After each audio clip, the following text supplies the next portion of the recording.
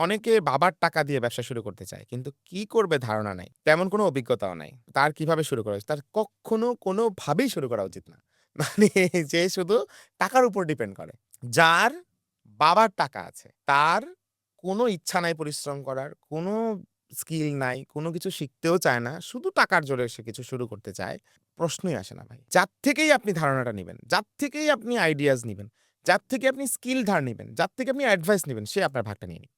সাথে, সাথে। মানে আপনি লাইক ধরেন আপনার একটা ফ্রেন্ড আসছে এসে বলল যে, ওখানে একটা ব্যবসা ভালো চলতেছে।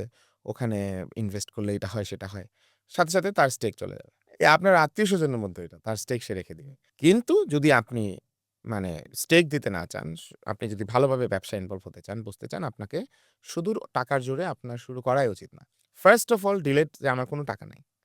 কারণ টাকায় কখনো বিজনেস হয় না। এটা ১,০০০ বছর আগেও সত্য ছিল, ১,০০০ বছর পরেও সত্য থাকবে। এটা একদম চিরন্তন সত্য। বিজনেস হয় ideas, skill, honesty, trust, self development এবং হচ্ছে টিম ডেভেলপমেন্ট এবং হচ্ছে মানে যত রকমের মাস্টারি আছে, লাইফের যত রকমের স্কিল আছে, যত রকমের কমিউনিকেশন ডেভেলপমেন্ট আছে, যত রকমের ইন্টারনাল হ্যাবিটস ডেভেলপমেন্ট আছে, যত রকমের ব্রেইন ডেভেলপমেন্ট আছে, এগুলো যখন সব ঠিকঠাক আছে, তখন হচ্ছে মানি ওয়ার্কস করে। মানি ছাড়া বিজনেস ইম্পসিবল। টাকা ছাড়া বিজনেস হবে না। No money no business. 100% আপনার কাছে এই মগটা হচ্ছে আপনার কফি দিয়ে ভরা সম্ভব।